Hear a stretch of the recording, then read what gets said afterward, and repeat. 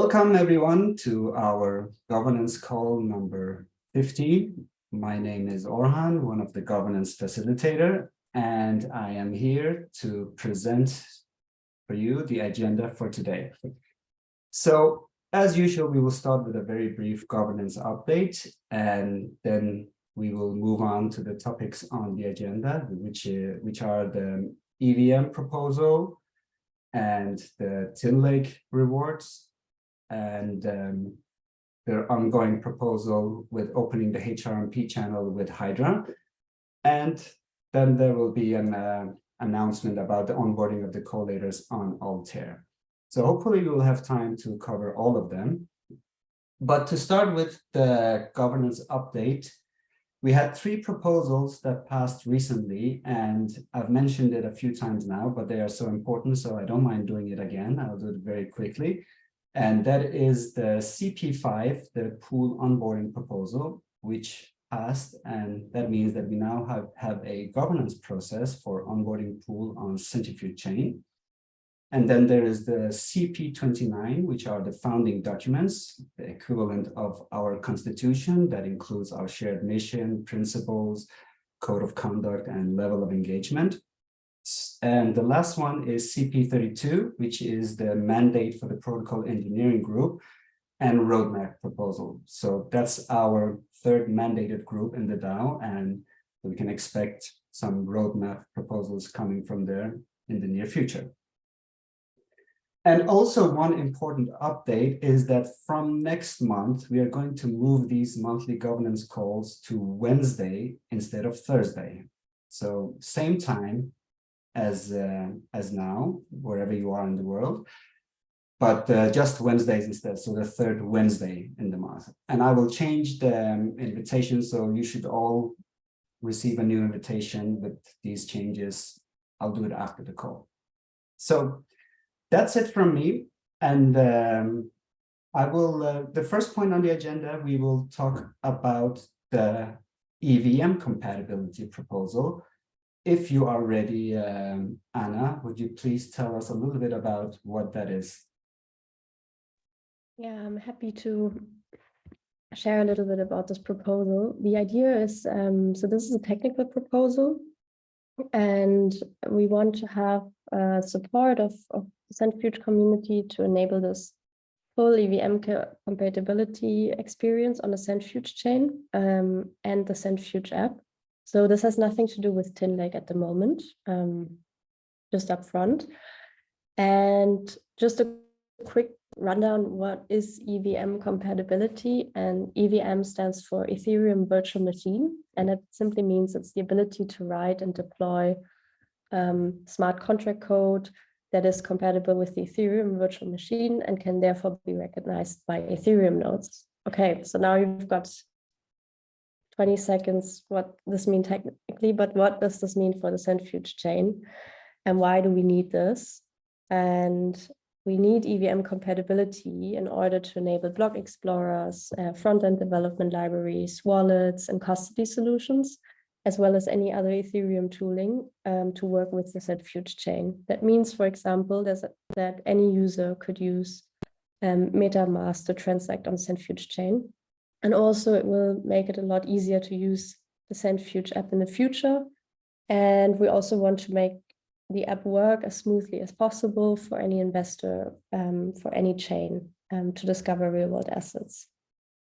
And I think also that this proposal will achieve lowering the barrier of entry for users that maybe have not used Centrifuge before, but who are already familiar with EVM and have used any kind of Ethereum tools before. So yeah, I think that's the proposal in a nutshell. And if you have any questions, you can ask now or also later in the forum. I'm happy to answer any questions.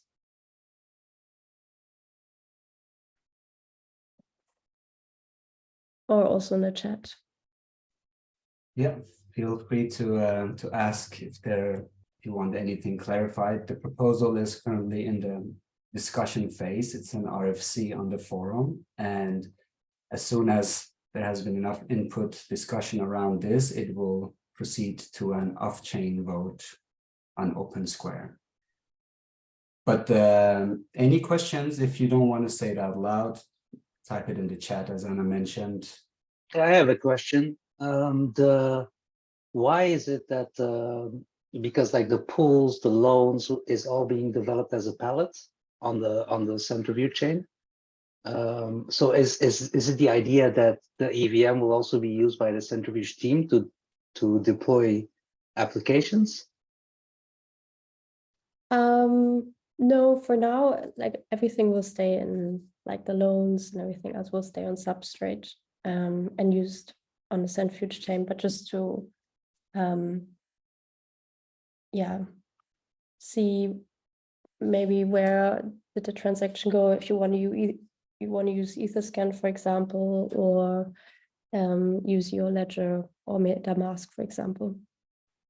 And maybe in the future we can also deploy some other apps, but that's not the plan for now. So the idea is more the compatibility of the EVM with the actual pallets being developed on Centrifuge. Exactly. Yeah. Got it. Okay, thank you. Great questions. Yeah, very good question.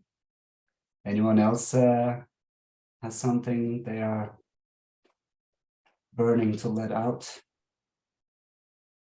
Yeah, Anna, may I ask you, can you provide any timeline for deployment for this function? I wish I can or could, but now we wait for the vote, and then I think this will be part also of the protocol engineering group telling the community what the roadmap will look like, and then also hopefully telling you a timeline. But I think now it's too early to tell you a date. But of course, as soon as possible and as fast as we can.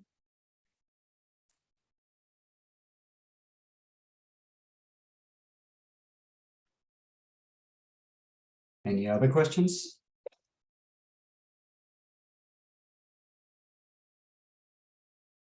All right, if you think of something else later on, feel free to write them in the forum post, and the questions will be addressed there.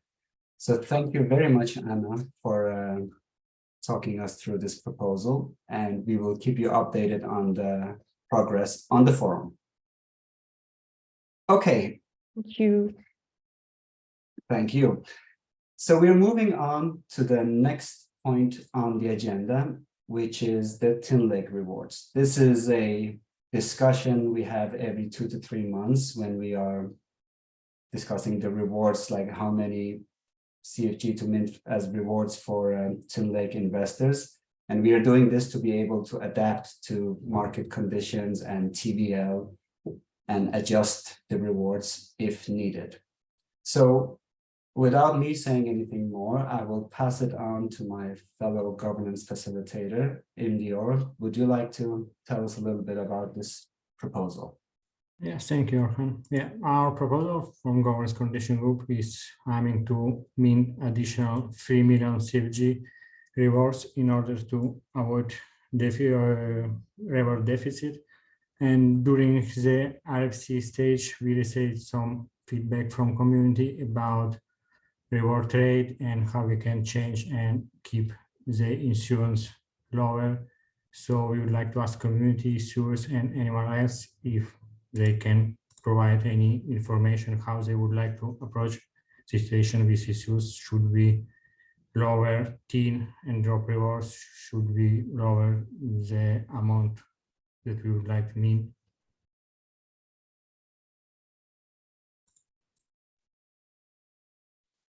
Yeah, so what we basically proposed was just to extend the rewards with the same rates as before, and then we got some input on whether to adjust them or not. So any thoughts on how to adjust the rewards going forward? Because a lot of things have happened, like with our TVL that has gone up really fast and with a lot.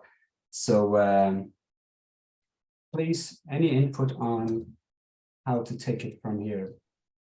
Orhan, could we start maybe with a point of information just to clarify what was the duration, the amount of CFG, sort of just in not the dollar value, but the CFG nominal value of rewards in the past period, and what is the proposed amount and duration for the future? Yeah, in the last two proposals, we minted 1.8 million CFG, and the duration was around 19 days. And now with the growing of TVL with Maker deal, we're expecting that TVL will explode and continue to grow up. So we mainly need twice more rewards for the same period. So in order to keep this slow, we should increase the amount of rewards that we should meet, or drop the TIN rewards rate. So if the nominal amount were to stay the same, is it fair to say that it would approximately be a third inning of CFG tokens that will be distributed, because it was a 50 million TVL at that time and it is now 150 million TVL? We will keep the same amount of rewards, so the duration will be just the half. So I think 45 days, and with actual governance timing, we will not be able to restart the process. This is why we are requesting the double amount.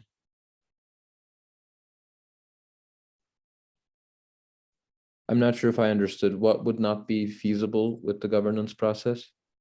If we will mint the same amount, 1.8 million, that will be only, this amount will be announced only for 45 days. So it would effectively be doubling in the rate while the TVL has tripled in the amount, because it's 45 days, same amount, rather than 90 days, same amount. The TVL is not tripling because not all investment earn CFG rewards, but definitely will increase. Now we distributing around 22,000 CFG daily, and I expect that once all pools will be funded, the daily rewards will increase up to 30K a day. Okay. And so in net CFG per TVL, from the perspective of the depositors, would it be a tapering of rewards still? Because it's 22 versus 30, but the TVL we expect to see come to the protocol will be a lot more than a 30 over 22 rate in the multiple. And just now we have 72% in TIN tranche and 28 in drop. So mainly TIN investor earning CFG.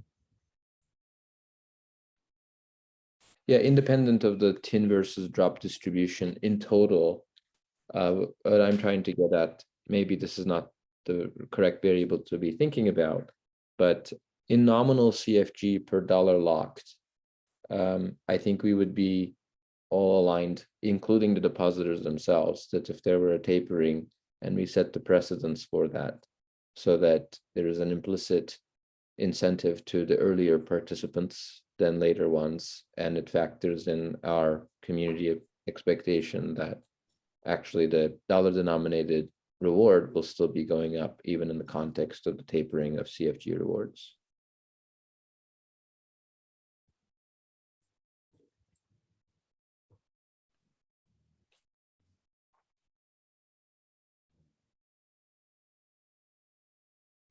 Hard to answer, to be honest.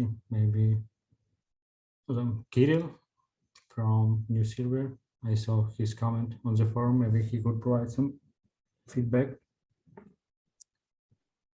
Yeah, what we basically need to figure out is whether we want to lower the rewards for tin and drop respectively. There was one suggestion to lower the tin because that's the heavy one, the one that would affect the rewards the most. And then there was another proposal to reduce both tin and the drop, like with a small amount. I posted the current rewards in the chat. So right now, both tin and drop investors, they earn 0.0003 CFG per dialogue per day. So there was one suggestion to reduce that to 0.002 CFG per day for tin and leave it at the same for drop. And there was one suggestion from Kirill, I believe it was, to lower both of them to 0.0025 CFG per die per day. And then you made another proposal as well, Sam. I'm not entirely sure if I got it right. Would you mind like just summing up what you proposed on the forum? Yeah, it also pertains to the question that came in the chat. So my position is we should be not increasing, but holding the same in nominal terms, the rewards per stable locked in protocol, so that there is clear signal that if you deposit now versus later, you qualify for more CFG, and then this is a precious commodity. We as a community expect the price to be going up, and if you want in on it, get in on it now. You should be participating here because of the fundamentals, and getting early incentives is cool. However, keeping the rewards is same and effectively being tapered per dollar deposited will enhance the strength of the participation. That's kind of our thinking for now. Yeah, what are other people thinking? Anyone has an input on this, either on what Sam just suggested or in general to the rewards?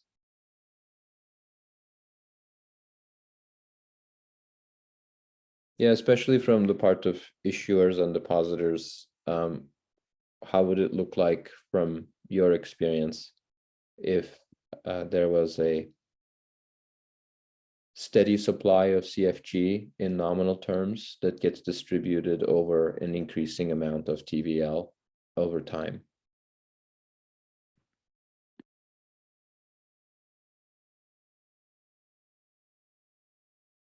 Do we have any issuers in the call who would care to comment on that?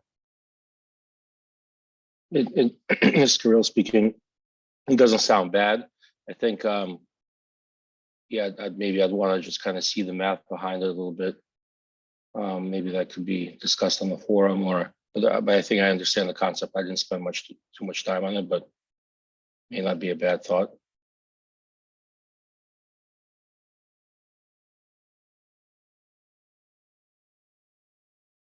All right. Anyone else? Somebody was saying something? Hey, Jeff. Yeah. So I think it's a good idea.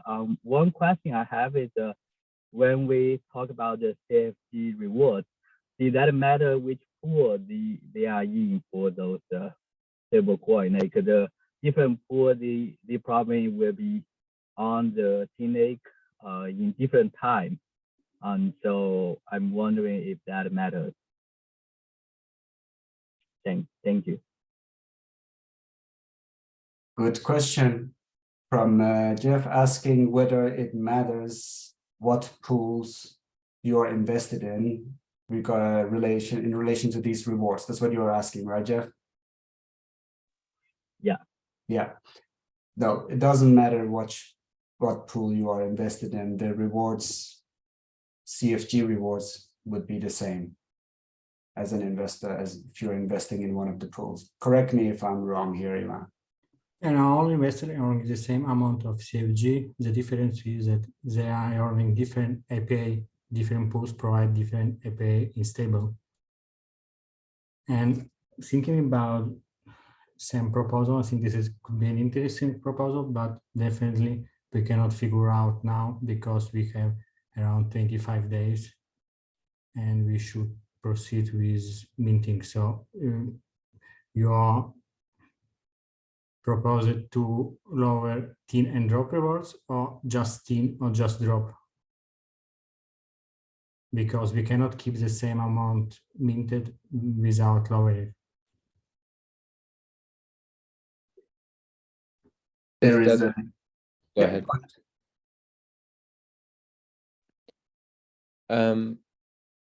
Maybe it's helpful to take the two different parts of the question separately. So tin and drop differentiation in the rewards the depositors and the different segments get is probably a question that we can sort of maybe think separately from the amount total CFG emissions for depositors.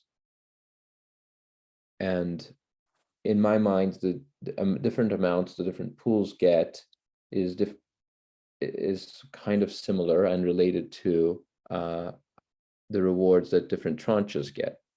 And independent of how they are broken down downstream, I'm looking at it from the perspective of the total amount that's being emitted.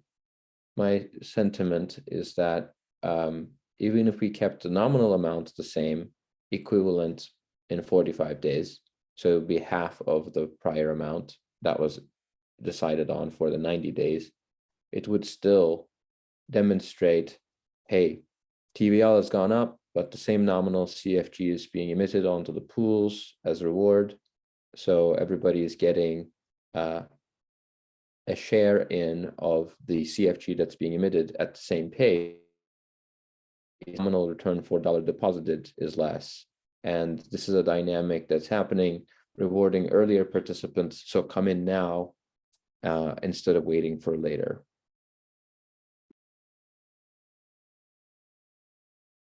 Yeah, I think this is good. As Cassidy mentioned in the chat, I think we should discuss with the next proposal this.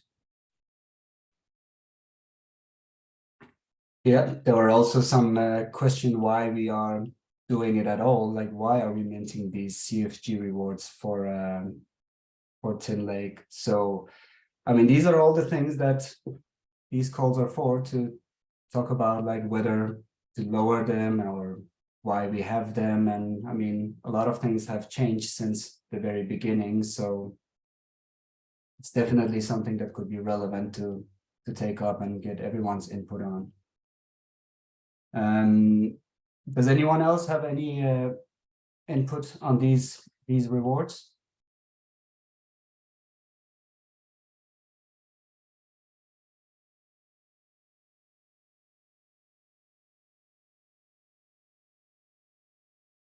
I see a lot of suggestions in the chats. Please make them on the forum so we have all of them in one place, so we can take everything into consideration. And I believe there's going to be a lot more discussions about these things going forward as the TVL changes. So it's definitely something we should keep in mind. Hey, let me jump in with a thought there, Oran. I don't think we should be thinking about this relative to like whether TVL grows or not. We should be thinking about it relative to whether or not it drives investor demand into the investment opportunities that are available through the protocol. And I would argue that there's not a meaningful uptick or change in investor sentiment based on the rewards that we're giving on either the drop or the tin. And I don't know if that's been the case for at least a year now. So that's why I'm advocating for, if someone can make a strong case for investor demand being impacted by the rewards being given on the drop in tin tokens, then I'm all for keeping it. But I think, you know, we could probably all agree that we're not seeing that behavior change from investors based on this current rewards.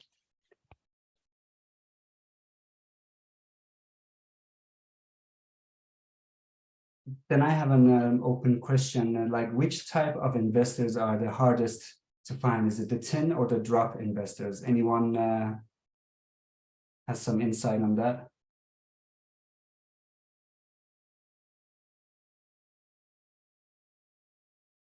It's typically that been senior investors. Sorry, Karu. Yeah, go ahead. I'd say it's both. I mean, and I don't think it matters. You know, I think we'd have to like significantly increase rewards. I'm talking about like, you know, I don't know exactly to what level to maybe generate interest right now, but I think it's the economy that drives most of it. And I think in better economic times, the rewards do make a difference when somebody decides where they're putting their money, because that adds, you know, a percent or two, and that's significant. I think today, you know, it's very difficult on both ends. That's my opinion. And probably there are sort of second degree variables that impact in the duration of the pool, how much there is to, how much of a history there is on the pool, what marginal dollar the next investor is bringing. Like if it's a $10 million pool and if it already has 7 million, finding the 8th million may not be as subject to the same dynamics as the first million coming in. So tin and drop is one differentiation, but there's also these other time-based variables that affect how easy or difficult it is for the depositor to make the election to commit funds to a particular pool at a certain point.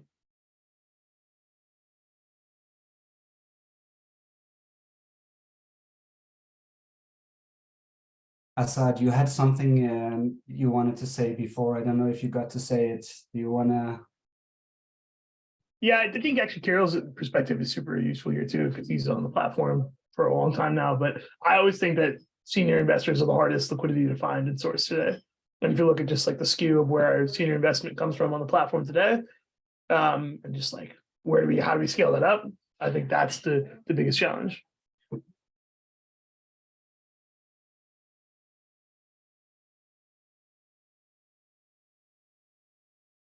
All right. All great input.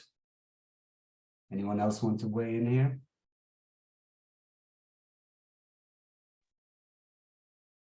Ivan, when does this proposal need to move forward to an off-chain vote in order to make sure the governance process is kept and we can mint the tokens on time? Yeah, I think that we have another 7 days before we can move forward, and until that time we can change the parameters. So if anyone would like to propose anything, I invite you to do this on the forum. And once the proposal will pass to the next step, which is open square snapshot, we will not be able to make any change anymore. Yeah, so that basically means that there's roughly 7 days left. We can discuss this before reaching an agreement, and then it will move on to an off-chain vote. And if that vote passes, then the proposal can no longer be changed, and the parameters need to be agreed on. So, so that's anyone, please, anyone who contributed here, please take it to the forum, bring everything there so we have all in the same post. It can be hard to remember things if they are set different places. So please do make a comment on the forum, and then so we can agree on what to do going forward.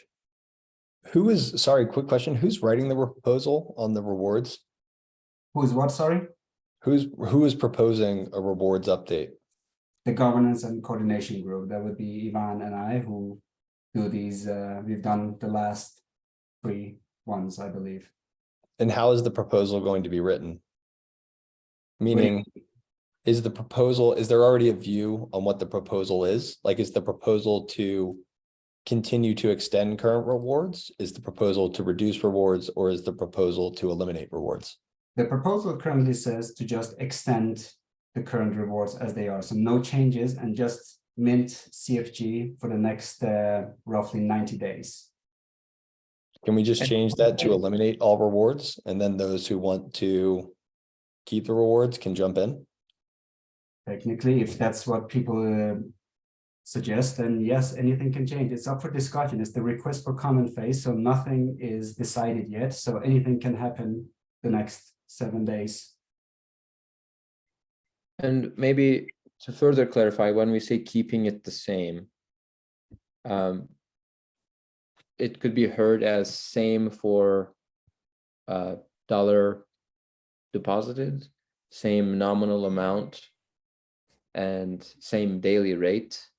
So maybe when we say same, it's helpful to kind of clarify, is it dependent on the duration, 45 days, 90 days? Is it dependent on TVL? And so forth. It would be helpful so that we don't register the same words in different ways. Good point. That was my bad. I should have been more clear there. What the proposal, what the request for comment says is to keep the same rewards rate. So 0.003 CFG per DAI per day. So that's what was meant. So, but all of this is up for open discussion, and we have 7 days before we have to take it further. So, but let's continue on the forum on this and reach an agreement. So, and find a good solution going forward. And we will discuss this again in a couple of months.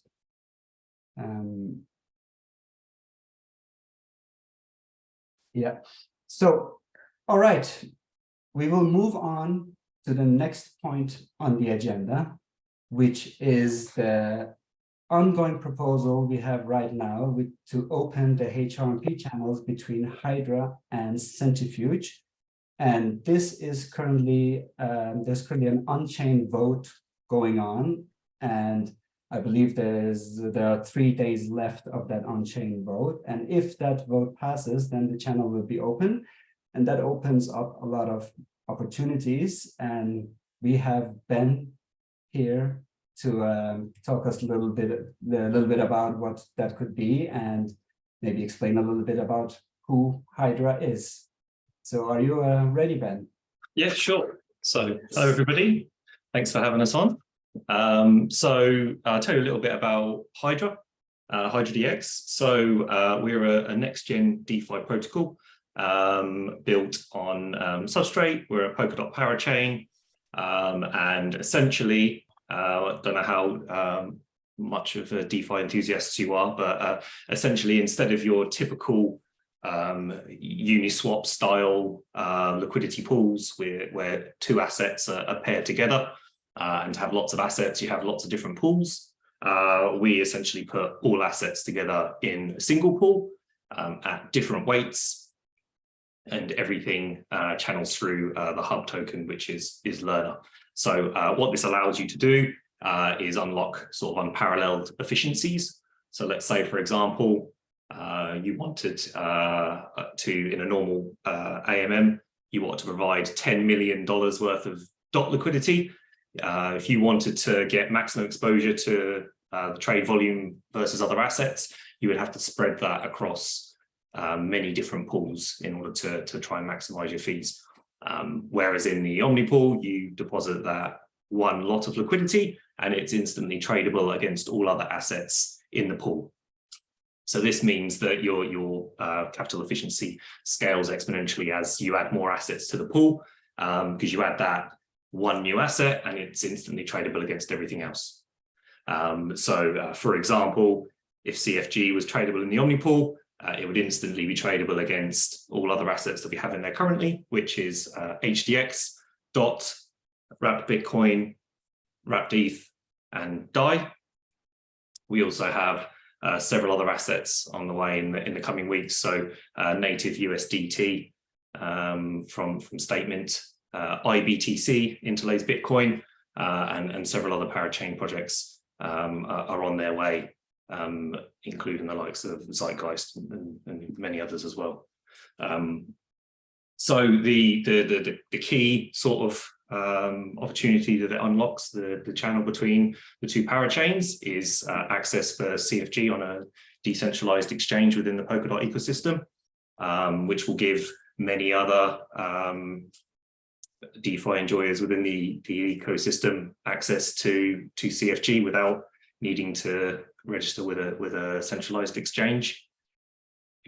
That's the primary use case. Outside of just simple trading in the Omnipool, we're also soon going to be adding a functionality called DCA, which allows users to gradually buy or sell an asset over a fixed period of time. So rather than trying to time your buys monthly or however, if you're accumulating CFG during certain market conditions, then you can set and forget an order over a set period of time to sort of smooth out any volatility. So we launched the Omnipool for trading the start of January, so 2 months into trading now, and yeah, growing sort of more every week as we sort of build up momentum. And the conversation obviously about opening up a channel has been ongoing, because you say there's about 3 days left on the record. Have you had any particular questions sort of stand out or anything that I can answer while I'm here? There were some questions, but they were mainly focused around how to get the liquidity onto the pool, but that's not what this proposal was about. It was mainly to open the channels. So we suggested to wait with those questions until a formal proposal has been made to actually launch CFG in the Omnipool, if this proposal passes. I don't recall any other questions, Ivan. Correct me if I'm wrong, or if someone here is in the call who asks something and want to ask, feel free to do it now. Ben, can you speak to how the Omnipool functions? Who maybe if you could refer to the more familiar AMM model, yep, where there's the two pieces of the equation, and how does that differ, if at all? So you can think of it like every asset that's in the Omnipool is paired with an equal weight of the hub token, which is learner. So in the Omnipool as a whole, you essentially 50% of it is this learner token, and the other 50% is everything else that's in there. So what happens when liquidity is deposited into the Omnipool is the protocol will mint the equivalent value of learner to match that. If liquidity is withdrawn, then it burns that equivalent amount. Learner is currently only minted or burned by the protocol when liquidity is added or removed. So in simple terms, you can think of it as sort of a 50-50 with learner. Obviously under the hood, it's a bit more complex than that, but that's the simplest way of describing it. And how do you calculate how much learner will be the counterpart of the CFG learner pool? So when the Omnipool was initialized, we set an amount. So we initialized it with HDX, DAI, and learner in the Omnipool. So a fixed amount of those assets. The starting price of learner was chosen at $22.22, which gave us an amount of learner to match that amount. And then essentially that's what the value started at. And then market movements in the Omnipool as assets are traded, as more assets are added, etc., has obviously moved the price of learner almost in a sort of weighted basket of all the other assets that are in the Omnipool. So let's say, for example, $100,000 worth of CFG were added to the Omnipool. It would essentially be $100,000 divided by whatever the value of learner is the amount of learner that would be minted. So the Omnipool requires, when it's set up, it requires a stablecoin. Our stablecoin of choice for this was DAI. So that sort of gives you how you can work out the dollar value. But in the actual implementation, it's a number of learner that all the prices for everything is set.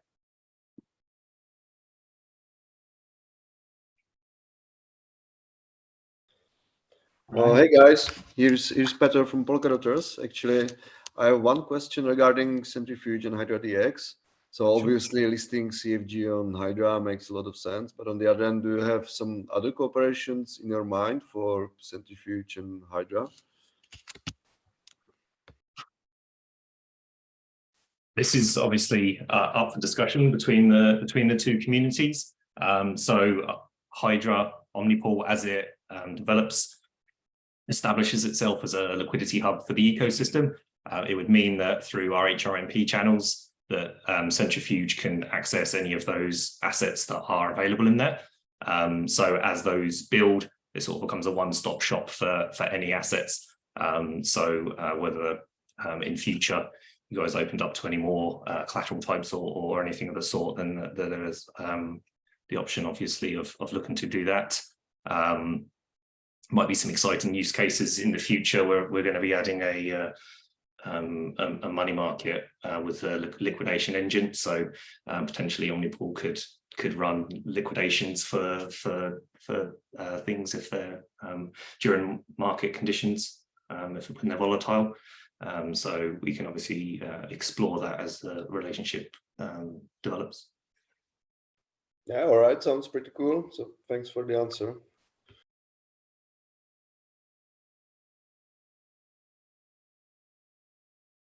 Cool. Anyone else has anything? Yeah, maybe I have two questions. One is regarding the security, where the community members could find the security reports, and another one, who are the competitors of Hydra? So second question, competitors, depends on which sort of landscape you're talking. So broadly, in terms of the Omnipool model, the only other sort of place that's been done is Bankless v3, which is on Ethereum mainnet. However, the one key difference is that they use their token BNT as the sort of hub asset, which also they used for liquidity mining rewards. So that external supply, as well as offering, as they put it, 100% impermanent loss protection, meant that when market conditions turned last year, or maybe the end of the year before, they had a resultant death spiral, which we are very, very keen to not go through, which is why we chose, for Hydra, we chose a 2-token model, where the native asset HDX is a fixed supply. That is what would provide any, for example, liquidity mining rewards as well as fees, etc. But Lerner is very specifically controlled from by the protocol and is only minted or burned based on liquidity needs. There's no sort of like external tap from there. Within the Polkadot ecosystem, well, right now it's a pretty dry landscape, let's be honest. So Moonbeam, EVM have obviously got probably the most vibrant DeFi community with the likes of StellarSwap, but actual native DEXs, we're sort of not exactly spoiled for choice currently. So yeah, we're early in the Polkadot sort of environment in regards to competition, I would say. Obviously, you have the statement DEX upcoming, but that's a Uniswap v1 clone. So I wouldn't exactly say competition for something that tries to be more innovative. And what was your first question, sorry? The first question was regarding the security, where the community can find the security report if you have them. I mean, talking about the pools, I'm always working about the security of my assets. Sure. So the audits, yeah, you can find them on our GitHub. We can share them. So we had the Omnipool audited by Runtime Verification, who are pretty heavyweight, and our sort of the economics were audited by the name's just escaped me. It was, that's annoying. People will kick me later. I can't remember what they were called. We had a big tokenomics, multiple sessions with token someone or other. I'll share the links when I find them. Block Sciences, yes, that's the one. Thanks. Thanks, Limo. And there was a big tokenomics school that we had over several sessions, which you can find all of the links for, which I can share with you guys perhaps on the forum discussion that's ongoing. I can share some links on there for you. Yes, it will be great. Thank you. That would be yeah, really good to share these, or maybe even in the follow-up, if there is a follow-up proposal to this. So if this on-chain vote for opening the channel passes, then the next step would be to make a proposal to launch the CFG. Then all of these things would be good to add in that proposal, like the audit reports and things like that. So sure. And one other follow-up, where will you be sourcing the starting CFG? In what amount do you anticipate that to come in? I think that was what your following on discussion and referendum would be about. That ultimately would be down to your community to decide. The beauty of the Omnipool is that you don't need to source external capital to match against an asset. So, for example, typically when you would launch liquidity for an asset, you would need to either pay to have it listed on a SEX, or you would need to pay a market maker. A, you'd need to lend them your tokens, and B, you would need to pay them market making fees. And or if you were listing on a conventional DEX like Uniswap, you would need to choose USDT or something to pair it with, which obviously aren't necessarily an abundant source of. So that obviously those are additional costs of things. Whereas with the Omnipool, when we launched the Omnipool, we launched with, I think it was $25,000 worth of HDX, because obviously after the amount of time it had been before we launched that, there was price discovery it had to go through. But we've now built that up significantly. The TVL is now currently about $6.5 million. But yeah, with assets, they can be added in gradual doses, small amounts to start with, grow larger, and essentially the capital efficiency of that asset, the slippage that you'd receive on trades scales based on that asset. So whichever is the smaller of the two, if you had $50,000 worth of CFG in the pool and $1 million worth of say USDT, then the slippage would be based generally on the lower of the two assets at $50,000. So really that is sort of quite flexible in the Omnipool model. Explain a bit more around Learner. Yeah, so it's the hub token.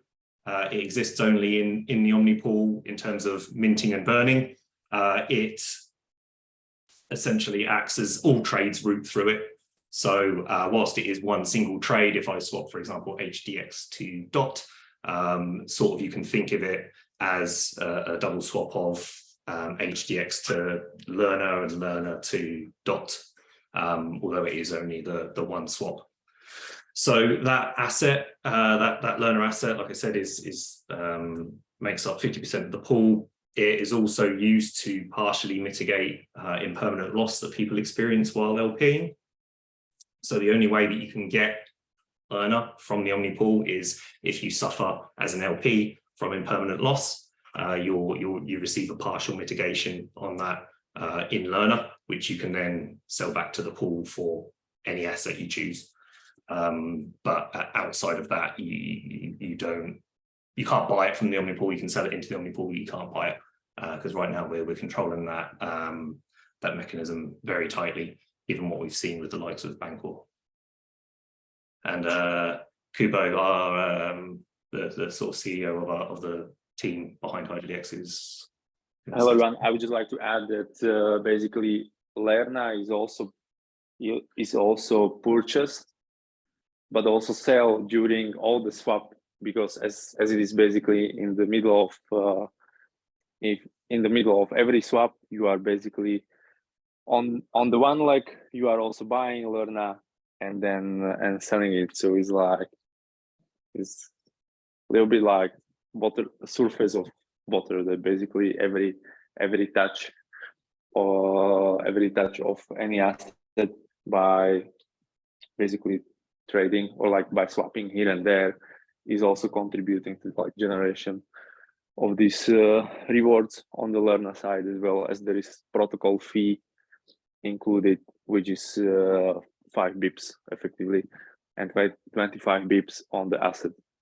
And like as other AMMs, this like asset fee is incurred on living asset. So if people are buying CFG, they are paying the asset effectively in the CFG, but also in Lerna, a little bit in Lerna as well. All right.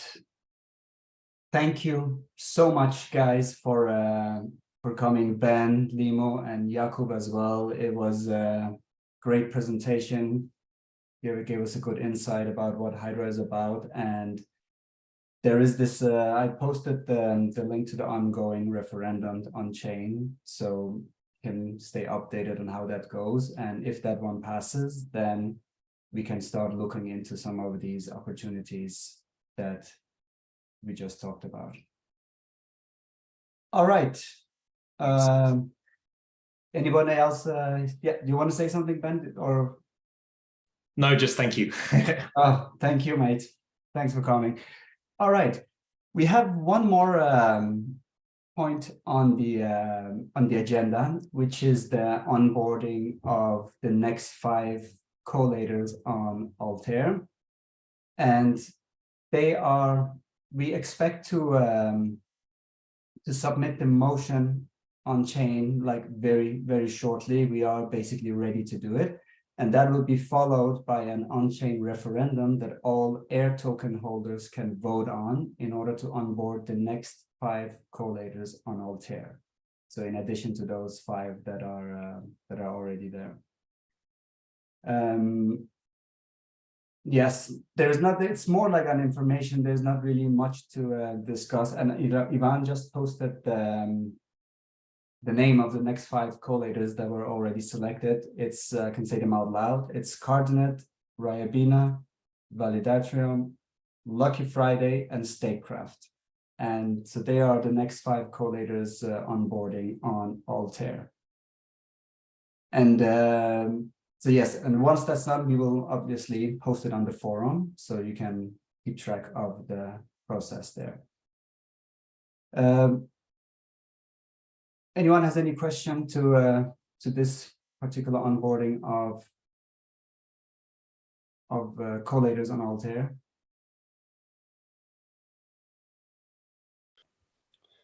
Maybe actually just one, like if you consider to do the onboarding process as well on Centrifuge in the near future, or it's going to be just Altair for now? We will also be looking into the Centrifuge collators as well, so the next 5 there. And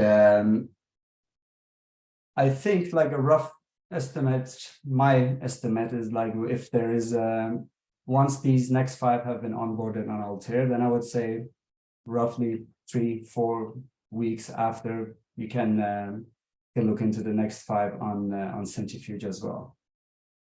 Yeah, all right, cool, thanks. You're welcome. All right, there is nothing more on the agenda, but I have one thing that Limo, that you wrote in the beginning that caught my attention, like very much, and I've been thinking about it since you mentioned it. Would you care to just say that out there, what you wrote in the beginning about governance? Yeah, no problem. So at Nova Wallet, we support on-chain governance for governance v1, which is what Centrifuge is running. Right now, we currently on the live version of Nova. We support HydraDX, Basilisk, River, Moonbeam, and Robonomics. The next chain that we will support is Centrifuge, which allows all of the Centrifuge community to vote on-chain referendum on mobile, which I know the Hydra guys, the community uses it quite a lot. Hopefully it can be of use to you guys. Thank you so much. That is, I know a lot of people, they like to use a mobile interface. It's easier for many people. So it's great to hear that this is going to happen. Do you have any timeline, rough timeline on when this would happen? Yeah, like a week, let's say. let's say about a week. Yeah, it's currently the PR's under review. So as soon as it's merged, then it will be live. Perfect. Thank you so much. And for anyone wondering, that was Nova Wallet that is going to support the CFG governance, so Gov1, the solution we are using right now, very shortly, so the community can vote in on-chain referenda like the one that's ongoing right now through a mobile device. All right, thank you so much, Limo, as well, for sharing those good news. Okay, anyone else has any closing thoughts, questions, anything? Bimo, what's a good way to connect with you? Can you DM me an email address maybe? Yeah, I'll write a few ways in the chat that you can get in touch with me. Cool. Awesome. All right, then thank you everyone for coming. Thank you everyone for presenting, and especially a big thanks to Hydra for coming and talking about the possibilities. And if there's nothing else, then I'm just gonna say have a nice time, and we'll see you next month. And it's gonna be on a Wednesday next time. Same time, but on a Wednesday. So take care, everyone, and see you next time.